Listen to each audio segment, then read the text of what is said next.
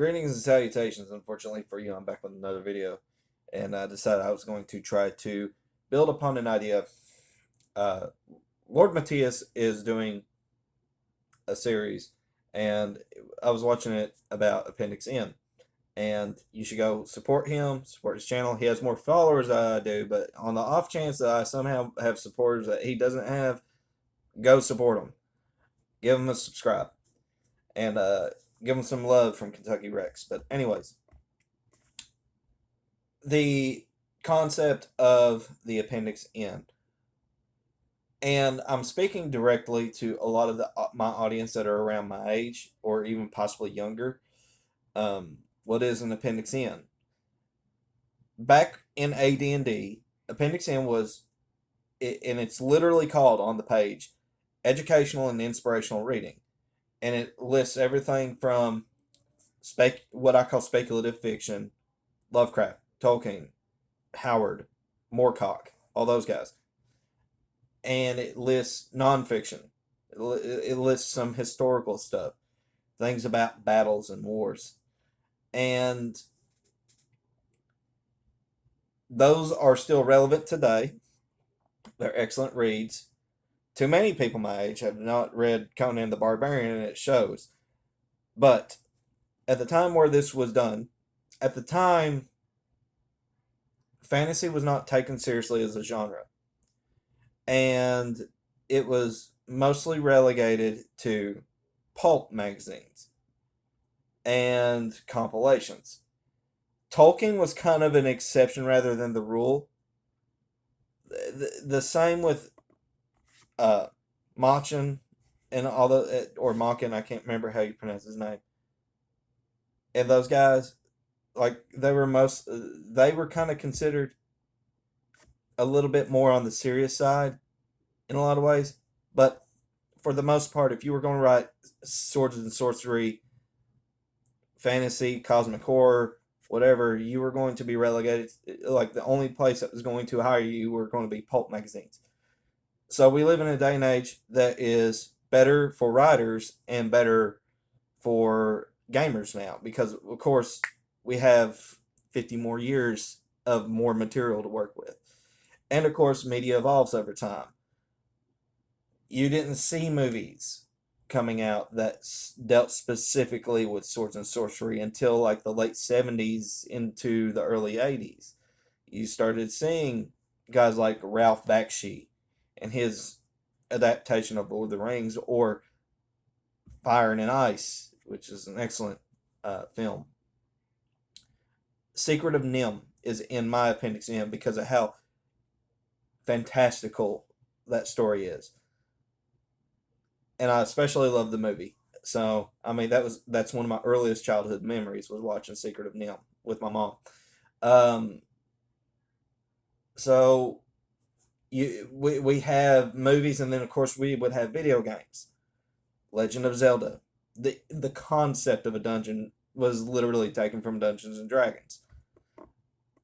Even the grid-based map kind of layout of the first game, especially, even though you weren't moving by grid, like, everything was measured by grids in the game, down to even the overworld map.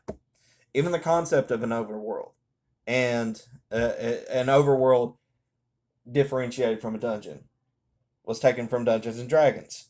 So this kind of terminology kind of seeped into more media. And now here we are, year of our Lord 2025, and we have a glut of material. A lot of it bad, some of it good. You just kind of have to know how to use it. And that's one of the things I want to talk about, is having this inspirational stuff in the back of your mind, the stuff that makes you, why are you doing what you're doing? Monster movies was always a big thing of mine.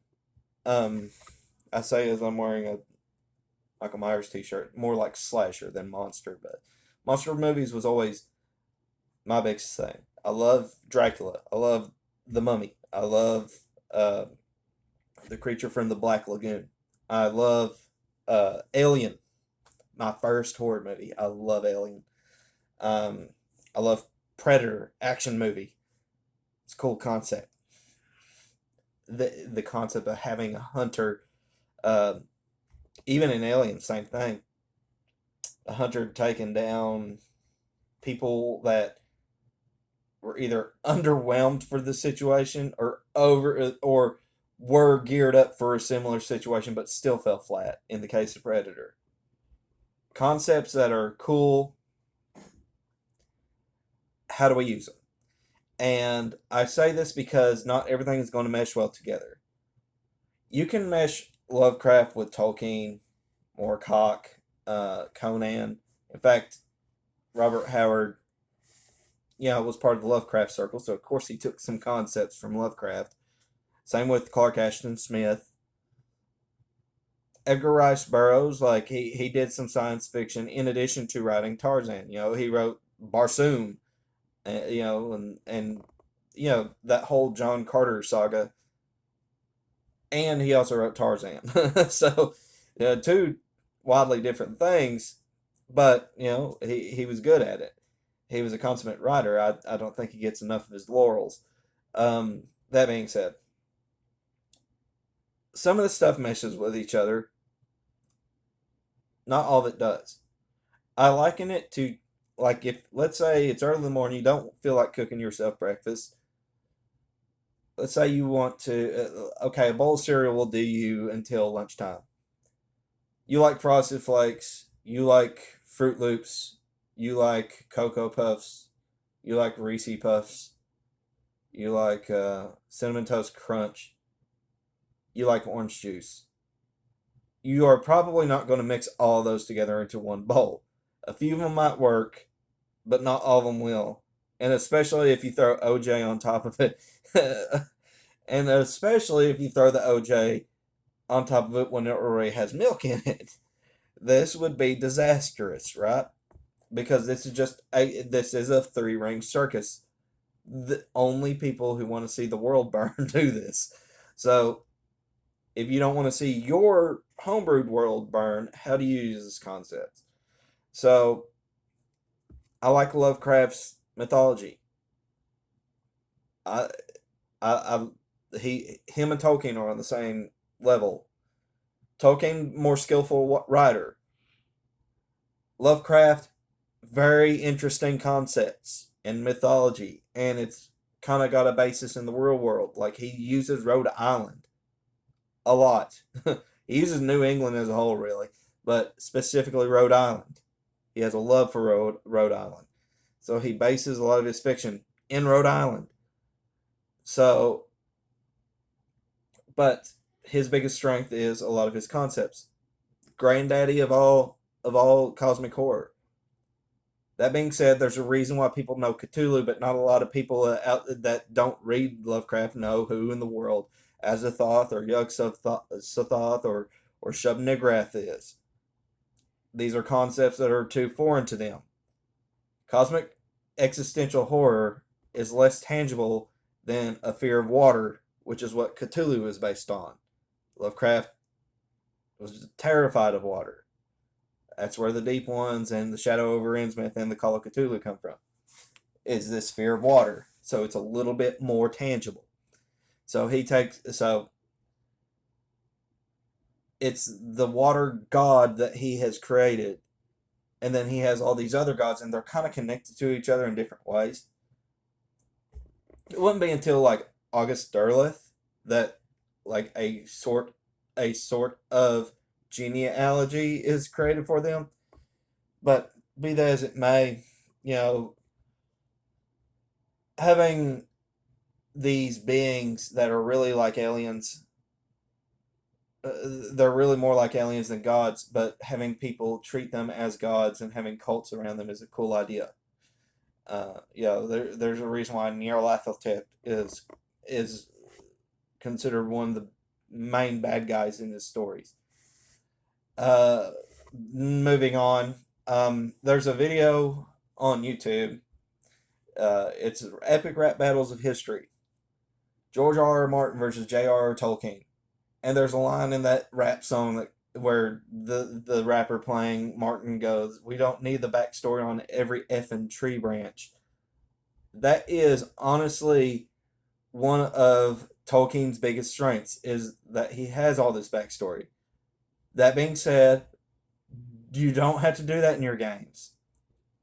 Instead, having a sort of quasi history sort of in mind, just basics. You can build upon this later as characters ask. But if nobody asks, don't give it. Because while it is Tolkien's biggest strength that he has all this detail, it's also his biggest weakness, and it can make some chapters a slog to read. Let's be honest here. But there's a reason why Tolkien is considered the greatest to have ever done it. So, like I said, he and Lovecraft, my two favorite writers, they both had weaknesses. Doggone did Lovecraft love adjectives. However, Penguin Fringed Abyss is one of my favorite lines I've ever read in any work. So, anyways, continuing on. I like music. I like to use musical concepts a lot. There's a song by the Aviators called When Our Bodies Wash Ashore. It's a very Lovecraftian song. A lot of videos, I don't know if the artists themselves have claimed it as such, but a lot of people say this is a Bloodborne thing, meaning the video game. They say as it literally has Lovecraft, Call of Cthulhu style things, but it's something that I could see definitely from the fishing hamlet in Bloodborne. It puts you in a mood,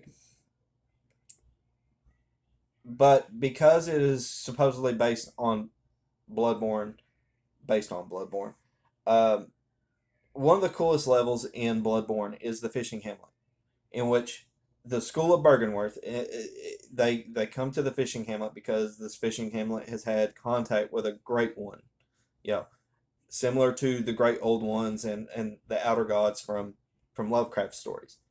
A a great one has washed ashore, similar to the Japanese concept of the god that washed ashore, where a beached whale would come up and a village would eat for weeks. Only, so there's some Japanese cultural thing for you. That's something you can use. But they would literally call it God washed ashore. Anyway, continuing on. In their search for knowledge and to see what in the world this great one bestowed upon the denizens of the fishing hamlet, the school of Bergenworth would literally drill into their skulls to see if she had planted eyes on the inside of their mind, which it was a term for gaining insight. But the school of Bergenworth would treat it literally as putting eyes on the inside, lining eyes on the inside of one's brain to give them insight and communication with the great ones, the outer ones. So it's a cool concept in a lot of ways, a little brutal, but there you go. Bloodborne really is just a combination of Dark Souls with Lovecraft, which gets to my next point about Dark Souls. I love Dark Souls. I'm sick of seeing people trying to turn it into a tabletop game. Stop doing it. There's a reason why one of the biggest reasons why Dark Souls as a tabletop game failed is because for a video game that was subtitled as the Prepare to Die edition, they decided to utilize the 5th edition engine, one of the most noob friendly rule sets that anybody could choose for a tabletop game, where it's extremely hard to kill a character. There's a reason why this game flopped. That being said, as a video game, Dark Souls is excellent. This started as a Dark Souls channel. So, what is my favorite thing about Dark Souls? Is it the lore? Is it the fights? Is it the enemy design, the enemy placement, the level design? Is it the interactions between online players? Is it the covenants and stuff like that? Yes, it's all of these things, but most primarily the level design. What I mean by that is that you can conceivably go through the entire game without a loading screen, or a few places have a loading screen. You can start from Firelight Shrine, which is the starting area after the Asylum. Once you get past the Asylum, which is the tutorial area, you can literally walk down to Blacktown, go to Ash Lake, go back to Blacktown, go to Lost Isleth, come back, go back up, go through New Londo, make your way over to the Four Kings, come back, go back up, and come through the Valley of Drakes, and then go up into the Dark Root Basin, and then go up to the Undead Parish, and then go up to the Bell Gargoyles, go to Undead Burg, go down into the depths, then go back to Blacktown, and then basically circle back around. There's only a couple places. The DLC, the Asylum as aforementioned, and the Painted World of Ariamis. I think that's it. I don't think there are any other areas that require a loading screen. There's no warping aside from the optional warping you get after defending Ornstein and Smoth. So, and yes, it is Smoth, and I don't care who I piss off saying that. Um, so, you know, my point being is it feels like a real world. Oh, and I didn't even bring up the catacombs and the Tomb of Giants and all that, but I feel like I've made my point because there's very little waiting through loading screens. It feels organic because it's all connected to each other. Aside from those, like 99% of this game is connected to itself. And it's very vertical. It's a very vertical design. I think so.